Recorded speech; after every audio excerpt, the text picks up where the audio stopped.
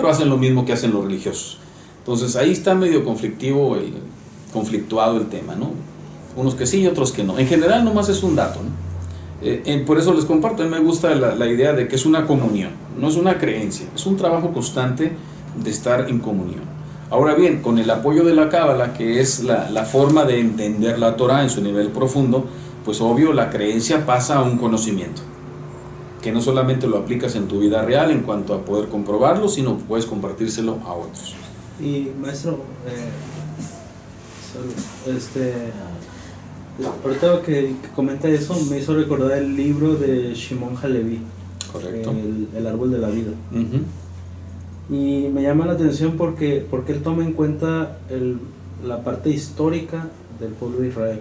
Uh-huh. Sí. Como ciencia la historia la utiliza. Exacto. En esa parte, por ejemplo, él dice el libro del Zohar fue escrito por Moshe de León. Uh-huh. Y da todo de que su esposa, el contexto, sí. pero aún así da énfasis en la parte de la conciencia, o sea, lo que está revelando el Zohar, o sea, no importa si lo escribió la Moshe intención, de León, sino lo que contiene, ¿no? Sí. Y también otro dato que él da es que en el tiempo de Ezra, el sofer y sacerdote, uh-huh, que fue cuando se promulga la Torah, o sea, él da a entender que a partir de ahí sale la Torah como la conocemos. Correcto. Entonces, por escrito. Ajá, por escrito, o sea, que más antes no se conocen libros de ese tiempo, que se desconocen, que incluso ni siquiera, puede ser que ni siquiera las historias que vienen ahí hayan ocurrido. Eso es real. Por eso nos dicen que los patriarcas cumplían la Torah, pero todavía no se había dado la Torah. O sea, ellos con su realidad, en su vida física, cumplían la Torah. Me gusta una expresión de Halevi, de Shimon Halevi, que no me acuerdo cómo se llama su nombre, él es inglés, etc. Kenton Warren. Kenton Warren. Anteriormente a mí me inquietaba un poquito Maimónides, porque se me parecía el más religioso de los religiosos, y siempre tuve cierto rechazo hacia una forma fanática de ver la realidad. Entonces, sin embargo, él adjudica un comentario a Maimónides que a mí me fascinó, y de ahí en adelante me cae muy bien Maimónides. Y claro, más después de leer el libro de los perplejos, ¿no? La guía de los perplejos. Dice Maimónides, la verdad siempre es la verdad, no importa de dónde venga ni quién la diga. Eso se me hizo muy interesante. Se me abrió portales. O sea, en el contexto, ¿no? Lo importante es qué vas a hacer con lo que estás recibiendo. Por eso es que cuando los científicos griegos, ¿no? Que decían del sol que calentaba el agua. Ándale, exactamente. Era una lógica razonable para ese tiempo, pero obvio, pues sabemos que no es así. Pero era lo que se miraba. Entonces, en esos tiempos, fíjense bien, hay que apreciar mucho esas deducciones, pues que ahorita son infantiles, pero en realidad en aquel tiempo eran muy importantes. Sí. Y lo importante era que el individuo se cuestionaba, o sea, buscaba nuevas respuestas a las cosas. Entonces, esa es una de las cosas que de repente causa fricciones entre los grupos de poder que hay en todos los grupos religiosos y filosóficos y científicos. De repente cuando llega alguien con nuevas ideas, pues ahí tenemos al Ramjal, ¿no? A Jaime Lusato, pues Maimónides también, a Abulafia no se diga, a Isaac el Ciego, todos ellos, o acá Spinoza. O sea, claro, hubo locos como Sebatayesví y todos ellos, ¿no? Pero en general esas personas fueron las que enriquecieron el judaísmo. Y obviamente el judaísmo ortodoxo, como un grupo de poder que no se les puede negar la intención muy positiva básica de mantener la unión entre el grupo. Más que hubiera sabios, sino que no, vamos a trabajar juntos. ¿Sí me explico? ¿De qué sirve que uno se eleve mucho si los demás no saben nada? No, si uno sabe, tiene que enseñarle a los otros. Entonces, eso es muy bueno. Y obviamente que por eso es que en la historia esa de Rabak o del sabio, que el pleito que había si era kosher o no un horno, y que un profeta que decía que no, al final muere, y hay tormentas y todo eso, ¿no? El caso es que la comunidad, ¿cómo se llama? Bueno, pues el grupo de sabios, ¿cómo se le llama? Los ancianos, vamos a llamarle, ellos llegaron a la conclusión de que no era. No. La Knesset, exactamente. Entonces, tiembla y hay una tormenta, y porque el profeta decía, es que si es kosher, si no es kosher, o sea, que contradiga mi idea, es que tiemble ahorita la tierra, y temblaba. Entonces, y si no es, bueno, pues que caiga un tormentón, y caía. Entonces, pero aún así, rab, que no recuerdo su nombre, dijo, no es kosher, y el grupo lo apoyó. Y cuando estaba la tormenta, todo lo que daba, iban en un barco, entonces él le dice a Hashem, esto lo hago por tu gloria, no por la mía. Y se calma la tormenta.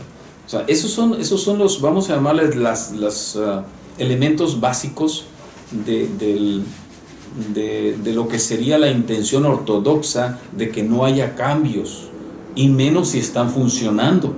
El problema es en qué, o lo que implica que el funcionamiento sea correcto. No en el sentido lógico o conceptual, sino que dé utilidad colectiva, ¿sí? En lugar de que se beneficie uno, no, aunque sea equivocado, pero esté beneficiando a todos, es bueno. Por eso, en esa misma historia, dice Hashem, mis hijos me han vencido. La primera vez que oí esa historia dije, no, esto es chauvinismo etnocéntrico de primer nivel. Me cayó muy mal esa historia. Al grado que no me la aprendí de memoria, pero algo me quedó. Como pensando que se estaban justificando en esa parte, ¿no? Chauvinismo etnocéntrico. Nosotros tenemos el poder de decretar qué es correcto y qué no. Y eso ha habido en la historia de la humanidad, no solo en ellos, sino en otras, donde gente vividora se aprovecha de la credulidad de los otros e impone cosas terribles y torpes, aún entre los que dicen que son sabios. La religión es la mayor. La religión, esa es la clave. O sea, ahí es el filo de la navaja. Yo por eso cuestioné esa información y la dejé pendiente. Pero ya con los años entendí que, por ejemplo, en base a medita 10 minutos y ponte a trabajar, pues es muy real. O sea, si Hashem te quisiera allá en los mundos superiores, pues allá estuvieras. Si estás aquí es porque aquí tienes que trabajar. Se vale, como el Sefer Yetzirah nos dice, hay un trato, hay un pacto con el místico. Hashem hace un pacto con Abraham, etcétera, etcétera. ¿Cuál es ese pacto? Vas a ir, vas a traer un regalo, pero tienes que regresarte. No vas a estar meditando todo el tiempo, nomás haz tu trabajo meditativo y luego ven a hacer tu trabajo. ¿Verdad? Ayudar a los demás. Haz cosas que sean útiles para los demás. Desde un simple parpadeo, desde un simple quedarse quieto un momento, empieza a fluir la sabiduría, empiezan a fluir nuevas ideas, se prende el foco. Entonces, de ahí la importancia del bitul, del shasmal, y para poder lograr debekut, e incluso, lógico, la teshuvah, que en otras escuelas se le llama de otra manera, pero es un proceso similar. Bueno, retomando, regresamos a la cuestión de la emuná. Dice, como cuando todo es obvio y funciona de acuerdo a nuestra lógica de vida, es simple, entre comillas. Pero cuando los acontecimientos escapan a nuestra comprensión, como ahorita el asunto del virus y eso, significa que nos aguarda un desafío. Y entonces estamos ante la posibilidad de un aprendizaje. Acuérdense que la esencia de todo esto es aquello de, diariamente pongo una maldición frente a ti, la maldición y la bendición. ¿Qué vas a ver? ¿La maldición o la maldición? Entonces, cuando las cosas se escapan de nuestra comprensión o nos sacan de nuestra área de confort, significa que hay un desafío y la posibilidad de aprender. Eso es ver una bendición incluso en una maldición. En cambio, el que se revela porque ya no va a ganar lo mismo, ya no va a tener las comodidades que tenía antes, lógicamente le va a causar un nivel de fricción muy elevado y de resentimiento y de frustración. Y en cierta manera eso es lo peligroso de los acontecimientos actuales. Es cuando la masa pierde el control, las cosas se ponen muy complicadas para todos. Y lo peor, le andan echando la culpa a los que no se parecen a ellos, a los que no visten igual, a los que no hablan igual, a los que no creen lo mismo. ¿Sí? Cuando la mente colectiva se acelera, es muy difícil tranquilizarla. Y la Santa Inquisición es un ejemplo muy práctico. En fin, Baruch Hashem, y todo esto pase bien. Siempre va a ser para bien, pero esperemos que pase sin violencia.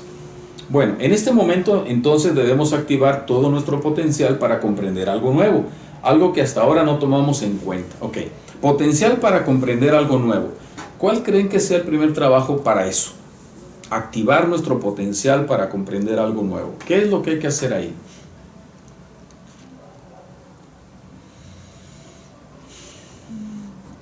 Recuerden la metáfora de que al vaso lleno no se le puede añadir nada. Tengo que vaciarme, ir al ojo a la nada, ir al lane, a la no reacción, a quedarte quieto, al simsum, hacer un simsum interior. Ese es el primer trabajo. Si no, no puedo recibir nada del cielo. Incluso, como notarán, a veces soy hasta medio reacio. Cuando alguien intelectualiza mucho, pues tiendo a decir, ¿sabes qué? Ahí párale, porque nomás te estás justificando. No nos va a llevar a ningún resultado. La idea es que dejes que baje una idea que no se parezca, y menos a las justificaciones que uno está acostumbrado. Entonces, maestro, hace rato mencioné unas palabras que estoy meditando, tengo la pregunta. Entonces, si llevaron a cabo la creación del becerro de oro, entonces, ¿qué fue lo que tratamos de ver?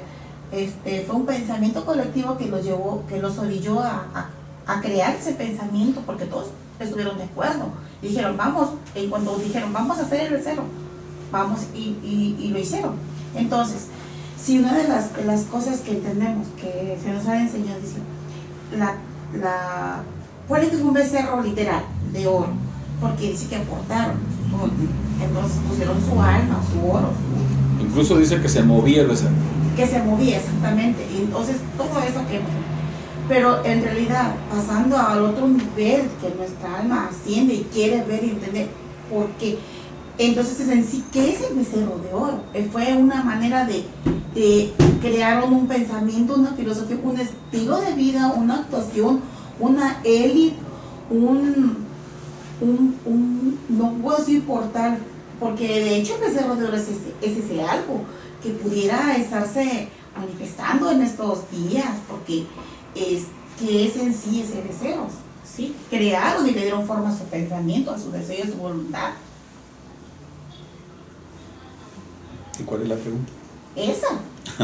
Esa que en sí puede ser literal el becerro, y en sí que puede ser la otra contextualización del becerro de oro, que es sí, ese becerro. Sí, ya quedó claro, nada más fue broma. Muchas veces para entender qué es algo tenemos que entender qué no es, y para poder entender el todo es bueno que entendamos su raíz. ¿Cómo empezó esto? ¿Qué detonó esta creación, este impulso creativo? Ok, como palabra, como principio, como explicación, todo fue causado por una falta de paciencia, ¿correcto?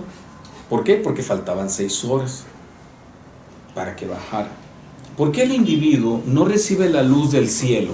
Porque le ganan las emociones. 6 tiene que ver con las 6 sefirot emocionales, ¿correcto? Hashem nos está hablando, pero no nos habla de acuerdo a como nosotros estamos acostumbrados a como queremos que nos hable, ¿sí? Incluso acuérdense, desde la parashá anterior le dijeron a Moshe, tú sube y tú nos dices. Por eso es que lo ocupaban a él, a pesar de que Hashem les iba a dar la información a todos juntos, a los 600,000, pero tuvieron miedo. ¿Sí está claro? Si en ese momento lo hubieran aceptado, Moshe sería Mesías y todo el pueblo se hubiera iluminado. Hubiera llegado Mesías en ese instante. ¿Sí está claro? Si todos hubieran estado abiertos a la posibilidad de confiar en lo que Hashem le estaba diciendo, ya los había entrenado desde Egipto, ya los venía entrenando para recibir ese nivel de supraconciencia, no lo recibieron porque tuvieron miedo. Ahora bien, dentro del simbolismo para llegar a este contexto, recuerden que las antorchas, por ejemplo, tienen que ver con las letras hebreas. Tengo que estudiar mucho. La supraconciencia no va a llegar por obra del Espíritu Santo, tengo que entrenarme. ¿Sí está claro el punto? Los ruidos, ¿qué son los ruidos? Pues es el mensaje que me está mandando lo superior, que me dice, oye, tranquilízate, no desperdicies tu energía, ahorra, sé humilde. ¿Sí me explico? Compadécete de los demás y sobre todo, confía.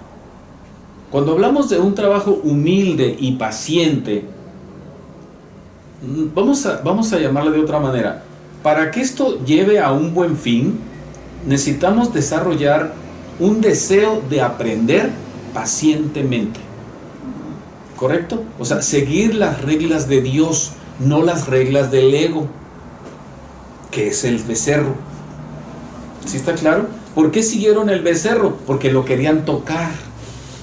Por eso cuando nos dicen, es que tienes que creer que Hashem es uno, pero ¿quién es Hashem y dónde está eso? No lo puedo tocar, no lo puedo leer, no lo puedo ver. ¿Por qué la gente dice, soy ateo, gracias a Dios? ¿Sí? Es que son una bola de fanáticos porque quién sabe en qué cosas creerán. Ahora bien, recordemos que la esencia para ese trabajo es que lo que crees, creas. ¿Sí? Y la esencia de la cábala es que tu capacidad creativa depende de tu creencia. Así como cuando yo creo un limón, el cuerpo produce saliva, mediante la repetición, y ahí entra el punto clave. La gente no se da cuenta que eso es precisamente lo que hacemos. Tal como somos ahorita, ha sido a través de hábitos que hemos creado, a través de las creencias que hemos agarrado en la vida y las hemos aceptado como verdaderas. Es un programa el que tenemos ahorita. Entonces, en realidad lo que estamos hablando es, la Torah es otro programa, literalmente, pero calado por milenios.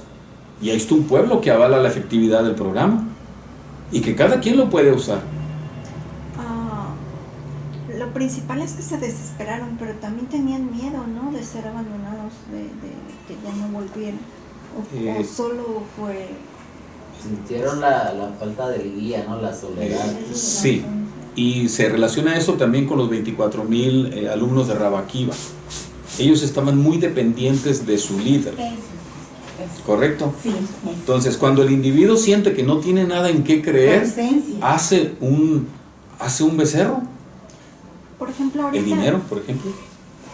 Justamente. Uh-huh. Ahorita, en este contexto del virus, ayer hice una pregunta y me quedé pensando, dijo, pues es el momento de preguntarse de qué estamos hechos, cuál es la esencia,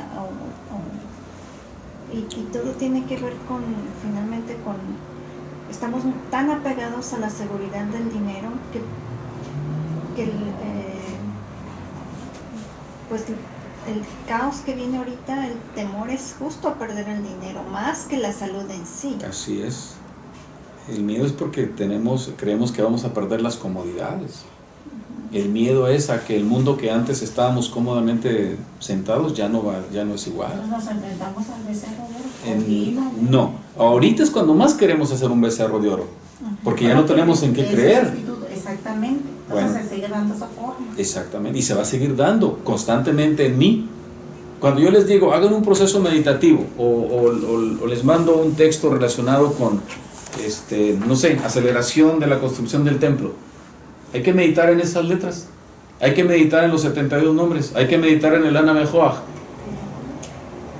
No podemos estar un tiempo ahí escaneando algo, el ego luego dice, ¿sabes qué? Ponte a hacer otra cosa, eso no tiene nada. ¿Para qué eso sirve? ¿Para qué te sirve eso? ¿Para qué es esa oración? ¿Sí está claro? Aún la religión es un becerro de oro si el individuo lo usa de forma fetichista, como si Dios me debiera algo. Estaba viendo que mucha gente empezó a comprar armas para defenderse porque piensa que le van a quitar el papel de rollo en algún momento. Bueno, estoy siendo bastante cínica, pero... No, es real, y no vendes una por ahí. Pero me pregunto... Ando buscando una 38. O sea, en vez de comprar armas, tienen todo o tenemos todo, vamos, que no lo tenemos, hay que trabajarlo, pero... Justo estamos tan pobres en la emuná. Bueno, no lo tenemos. Sí, por eso dije, está latente la posibilidad. Pero justo ahorita que hay más oscuridad, que estamos así como al borde del precipicio, es cuando es el mejor tiempo para hacerlo. Es idóneo. Sí. Nunca como ahora. De hecho, pues yo hoy en la mañana experimenté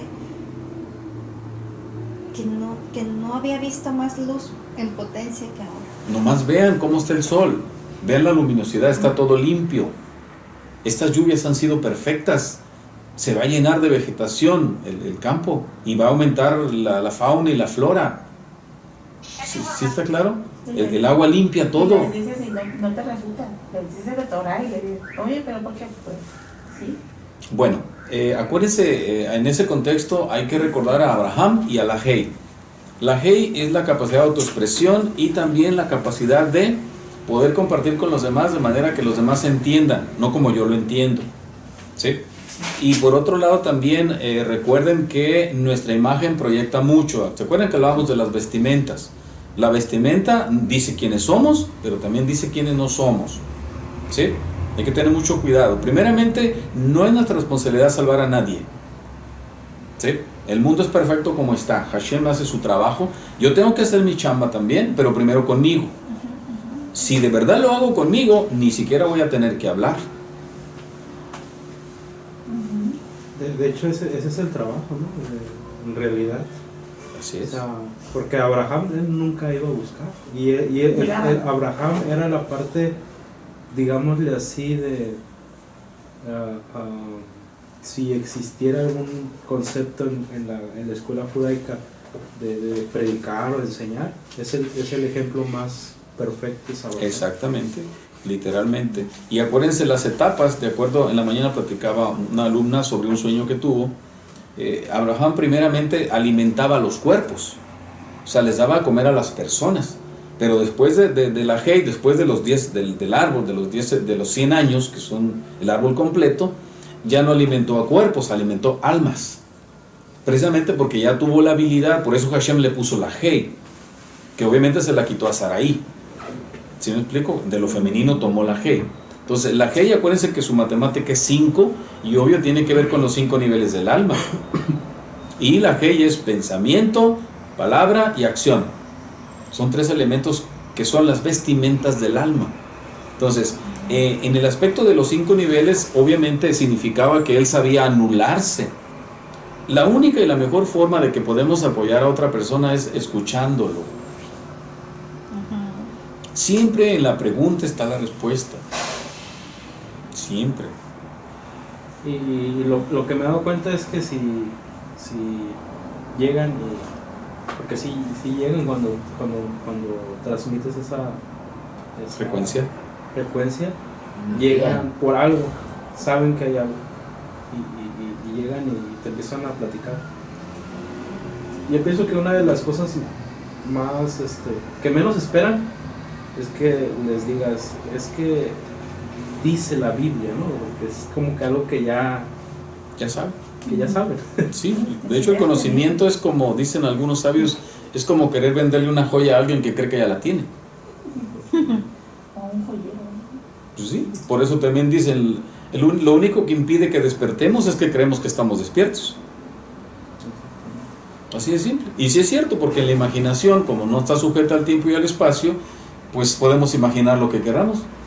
Y más nosotros los varones, que no nos sentimos comprometidos de llevar a la práctica lo que imaginamos. ¿Sí? Nos satisface nomás pensar que podemos hacerlo. Con eso estamos a gusto.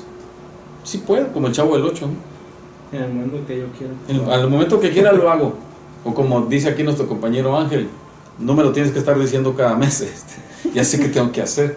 Cada 6 meses. Cada 6 meses. Entonces, esa es la energía masculina. Pero bueno, retomando, porque ya nos quedan pocos minutos. Entonces, este aspecto de la emuná. Ok, los últimos 10 minutos. Eso me lleva a pensar, en la escuela suspendieron las clases, bueno, a mi hijo bueno, que se usó un mes sin clases. ¿Sí? ¿Llegó la noticia? Sí. Les voy a dar una tarea. Una noticia. ¿Qué pasaría? Chiste. No, una tarea. ¿Qué pasaría si Dios, o eso que yo considero Dios, no estuviera ahí para ayudarme? ¿Qué sería yo? ¿Qué sería de mí? Polvo. ¿No peor? Pero ayudar en el momento de... Pues cuando lo ocupamos, ¿no? Cuando lo queremos que... Por ejemplo, bueno, lo que pasa es yo lo vería por el lado de como ahorita el coronavirus. O sea, algo, una bacteria, una infección, algo, o sea, no hay medios, medicina que te va a curar. Y como dices, si no está Dios. ¿Usted se refiere a que si no estaría, si no estuviera el punto de apoyo que tenemos? Psicológico. No se refiere a Hashem, se refiere a la parte de como nosotros lo percibimos. ¿Y cuál sería la diferencia? El caso es el mismo. O sea, ninguno, ni como Elohim. Son títulos. En esencia, ¿de verdad me va a ayudar? Seguimos igual. No, pues digo, porque ¿qué punto es La clave es esta. ¿De verdad sí, tienes lo que tú decías? O sea, ¿de verdad qué es lo que tengo? O como dicen muchos, si no tienes algo por lo cual estás dispuesto a morir, no tienes nada. ¿Qué tengo en una crisis? Bien. Mi emuna, la emuna. Ese es un asunto, es un concepto, es una palabra. ¿De verdad existe la emuná cuando el asunto se pone complicado? Sí. Bueno, no podemos... Es obvio que la oración de un moribundo no es la misma oración de alguien que acaba de comer. Pero O sea, le voy a decir. No, no. no. La emuna No, es una tarea, cada quien piénselo. No se trata que me convenzan a mí. No, pero es referente a la clase que dijo de Moshe y Aarón, que una es la comprensión, otra es la fe. Sí, pero no me refiero a eso. Me refiero en los hechos, cada quien consigo mismo, Individual. qué es lo que tiene de verdad que lo hace sentirse seguro consigo mismo, sin tener que hablar con nadie, sin tener que demostrárselo a nadie. Yo le ponía un Ahí ya ejemplo. entró el concepto. Por eso yo le hice hincapié a la parte esa, o sea, algo que te va a atacar físicamente, principalmente, que va a atentar contra tu vida, pues si no tienes la medicina, vas a estar prácticamente muerto En manos de de tu vida. en manos de la ley. Porque es así, la ley de causa y efecto no la podemos negar. Así como no podemos negar la gravedad, ni electromagnetismo, gravedad, etcétera, eso no lo podemos negar, eso está, aunque no lo veamos. Entonces, de nuevo, ¿por qué creen que la gente se aferra a creencias? Porque tiene una terrible necesidad emocional de que eso sea verdad. Porque de otra manera está solo. Por eso cuando están solos prenden la tele, ¿no? Exactamente, no soporta. Hay gente que no soporta el silencio. Está solo. ¿Sí? Se van a la montaña con el radio. ¿Sí? No soportan el silencio. Bueno, ese es precisamente lo que nos desconecta de lo superior, porque no sabemos qué es lo superior. ¿Sí? Ahorita podemos decir que lo superior es moverme de una etapa de miedo a una etapa de tranquilidad. Obvio, la tranquilidad es superior al miedo. ¿Sí? Pero eso es infinito. Eso nunca se termina. O sea, lo que usted dice, por ejemplo, en las primeras clases de Kabbalah con el maestro Gamliel, el maestro Rafael, pone el ejemplo, ¿no? de soltar, de no reacción y todo eso, ¿no? Pero también me acuerdo de una expresión que decía, bueno, es fácil, pero a ver cuando se te pierde un hijo, Okay. vas a Hazbe shalom. Hazbe shalom, ¿no? Pero a ver, o sea, es algo, cosas fuertes, ¿no? Que ahí es donde tú dices, realmente en ese momento vas a reaccionar. Bueno, les hice la pregunta porque ahorita en este momento estamos enfrente de eso y muchos ya están enfrente de eso. Entonces, no sabemos en qué desemboque esto, pero lo que sí vamos a ser testigos es de que el miedo va a crecer exponencialmente. Ya está. Es que... De hecho, ahorita, perdón, acaba de llegar la noticia, tengo las noticias que llega de las noticias de Israel y eso, y Netanyahu ahora hizo una conferencia de prensa referente al problema. Dice, lo enfatizó, o sea, esto es de vida o muerte, o sea, que no lo tomen a la ligera, bueno, ya en Israel, que no lo tomaran a la ligera, pues la situación es difícil. Tienen hasta ahorita 330 y algo de casos que son leves, la mayoría, 10 moderados y 4 graves.